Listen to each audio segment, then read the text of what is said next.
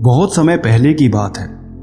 एक बार जैन गुरु किसी नगर में गए हुए थे। वो काफ़ी प्रसिद्ध गुरु थे। उस जगह वो वहाँ के लोगों को ज्ञान की बातें बता रहे थे।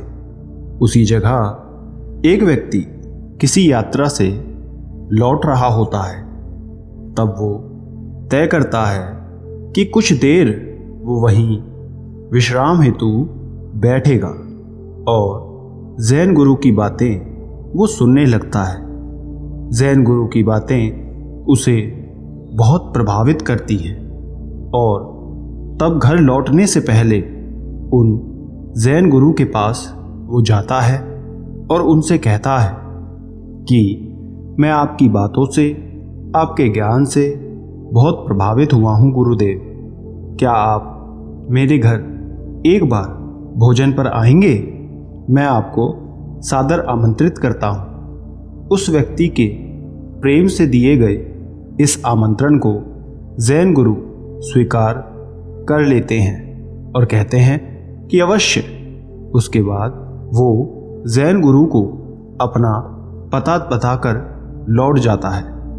काफ़ी महीनों की प्रतीक्षा के बाद जैन गुरु उस व्यक्ति के घर जाते हैं। उन्हें देख वो बहुत खुश हो जाता है और उनका स्वागत करता है। वो उनकी खूब सेवा करता है और कुछ देर बाद उनसे आग्रह करता है कि वो कुछ उपदेश दे। जैन गुरु ने उपदेश दिया। वो अपने परिवार के साथ बड़े ही ध्यान से उस उपदेश को सुनता है और उसके बाद वो भोजन करने के लिए बैठ जाते हैं। भोजन करने के बाद जैसे ही सब उठने वाले थे, उतने में अचानक से कुछ झटके महसूस होते हैं। दरअसल वो भूकंप के झटके थे जो बहुत जोर जोर से लग रहे थे। वो झटके पड़ते ही सभी घबरा जाते हैं और इधर उधर भागने लगते हैं। वहाँ अन्य लोगों की भी भागने की वजह से भीड़ एकत्र हो गई थी। सभी लोग घबरा गए थे। वो व्यक्ति भी बहुत तेजी से भागकर बाहर जाता है।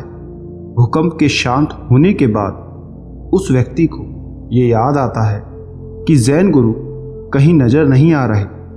वो कहाँ हैं?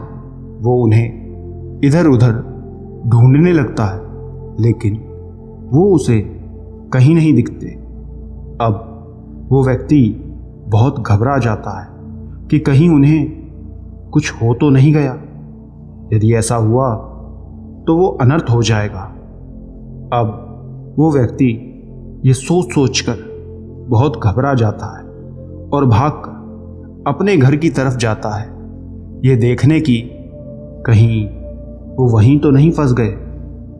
जब वो अपने कमरे में जाता है तो वो ये देख बिल्कुल चकित रह जाता है कि जैन गुरु वहीं उसी स्थान पर जहां सब भोजन कर रहे थे, आराम से आंख बंद किए एकदम शांत आत्मा के साथ ध्यान में बैठे हुए थे। उन्हें देख ये प्रतीत हो रहा था जैसे बुद्ध की शांति से भरी प्रतिमा हो। जिस समय भूकंप से डर के सभी लोग अपनी जान बचाने में लगे हुए थे, इस समय जैन गुरु बिना किसी भय के ध्यान में बैठे हुए थे। गुरु को यूं देखकर वो उनकी तरफ आकर्षित हो जाता है और तब वो व्यक्ति अपने घर के भीतर जाता है। जैन गुरु के पास जाकर बैठ जाता है। जैन गुरु कुछ देर बाद अपनी आंखें खोलते हैं और उस व्यक्ति से पूछते हैं कि आ गए तुम?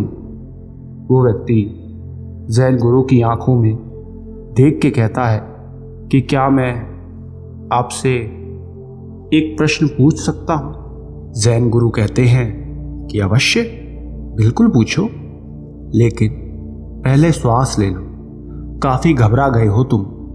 तब वो व्यक्ति लंबी सांसें लेता है और कहता है कि जिस समय भूकंप आया हम सभी घबरा गए, इधर उधर भागने लगे।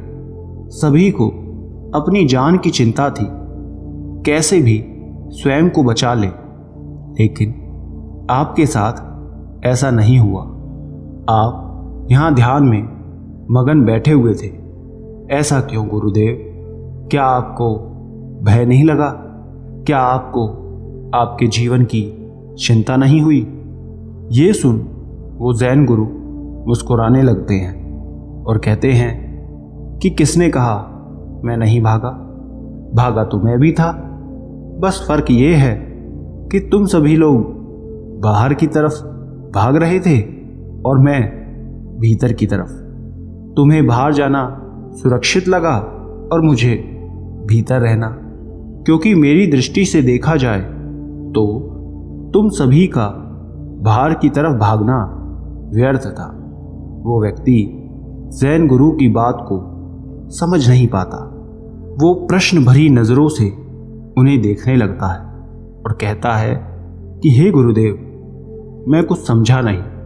तब जैन गुरु कहते हैं कि जब भूचाल आया तब वो सिर्फ इसी कमरे में नहीं था, पूरे में था।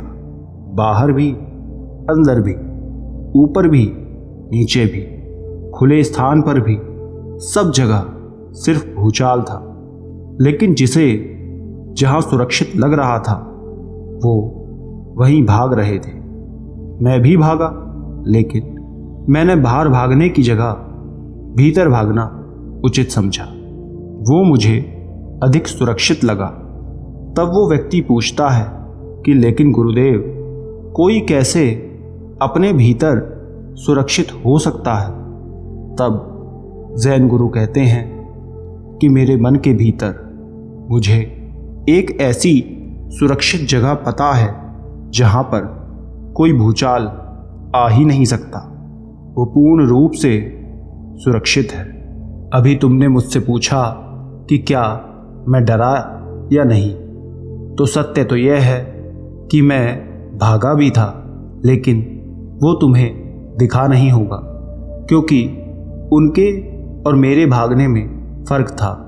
आप बाहर भागे और मैं भीतर। यही नहीं, जब मैं अपने भीतर भाग रहा था तब मैं भी डर गया था कि कहीं मैं मर ना जाऊं। जिस तरह तुम बाहर भागने में डर रहे थे कि कहीं तुम किसी बाहर सुरक्षित जगह पर पहुंचने से पहले ही मर ना जाओ, कहीं ये तुम्हारा घर तुम पर ना गिर जाए, बाहर का कोई पेड़ तुम पर ना गिर जाए, उसी तरह मैं भी यही सोचकर चिंतित था कि कहीं मेरे ध्यान में पहुंचने से पहले ही ये घर मुझ पर गिर न जाए।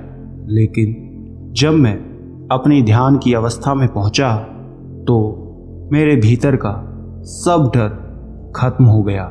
ध्यान की अवस्था में मैंने यही अनुभव किया कि आज नहीं तो कल सबको मृत्यु को ही प्राप्त होना है, और जब मृत्यु आएगी तब तो केवल ये शरीर मरेगा। मेरा मन तो उस समय ध्यान में लिप्त हो गया था। मैंने अपना पूरा जीवन ध्यान में जिया है और अब मैं मरना भी उसी ध्यान में चाहता हूँ। इसलिए जैसे ही मैं एक बार उस अवस्था में पहुँच गया, मैं बिल्कुल निश्चिंत हो गया। तब मुझे किसी भी बात का कोई भय नहीं रहा। मैं पूरी तरह शांत था, क्योंकि उस अवस्था में पहुंचकर मैं अपने लक्ष्य को प्राप्त कर चुका था। मनुष्य को ये बात समझ लेनी चाहिए कि आज नहीं तो कल सभी को मरना ही है, तो क्यों उससे इतना डरना? जिसने जन्म लिया है वो आज नहीं तो कल मरेगा ही। ये कोई अभिशाप नहीं है, बल्कि हमारे जीवन की एक सच्चाई है। जब मनुष्य जन्म लेता है उस दिन से ही वो हर एक दिन मृत्यु के करीब जाने लगता है। जिस प्रकार सूर्य का उदय होना इस बात को पक्का कर देता है कि उसका अस्त भी होगा, उसी प्रकार हमारा जन्म भी इस बात को और पक्का करता है कि एक दिन हम सभी को भी मृत्यु को प्राप्त हो जाना है। हमेशा ये बात ध्यान में रखना कि जीवन के हर एक पल को अपनी खुशी से शांत मन से जियो, क्योंकि कब आपका अंतिम पल हो ये आप स्वयं भी नहीं जानते। एक बार जाने के बाद लौटकर आना असंभव है। जीवन को सदैव खुशी से जियो, तब जीवन तुम्हें आनंददायी लगेगा। मैं तुम्हें आज एक ऐसी मदिरा का सेवन करवा रहा हूँ जो किसी अंगूर से नहीं बनी है, ना तुम्हें कोई नुकसान देगी, बल्कि ये मदिरा तुम्हारी चित्त की है, उससे जुड़ी हुई है। इसे पियो, खूब पियो, खुशी आनंद से अपना जीवन जियो। किसी का इंतज़ार मत करो। जब जो क्षण मिले अंदर की तरफ मुड़ जाओ। उसके लिए तुम्हें भूचाल के आने की प्रतीक्षा करने की ज़रूरत नहीं है। रोज़ अपने भीतर जाओ, स्वयं को परखो, ध्यान की तरफ मुड़ जाओ। ध्यान में उतरने के लिए किसी भूचाल की आवश्यकता नहीं, बल्कि तुम ऐसे भी उसमें उतर सकते हो। और जब तुम ध्यान की अवस्था में जाओगे तब एक अलग ही शांति और खुशी का अनुभव करोगे। हम अपने अंतिम समय में वही अनुभव करते हैं जो पूरे जीवन हम करते आते हैं। आपके मन में जो पूरे जीवन कोई बात है तो मृत्यु के समय भी वही आपके भीतर चलता रहेगा, वही आपको दिखता रहेगा। यदि आप पूरे जीवन बस यही चिंता करते हैं कि आपके बाद आपके कमाए हुए धन का क्या होगा, तो आपके अंतिम समय में भी यही चिंता आपको परेशान करेगी। क्योंकि अपने पूरे जीवन में हम जो कुछ भी करते हैं, मरते वक्त वही सारे विचार और कर्म हमारी आँखों के सामने वहीं जाते हुए दिखाई देते हैं। क्योंकि आपने ये सुना होगा कि जब हम अपने अंतिम समय में होते हैं उस समय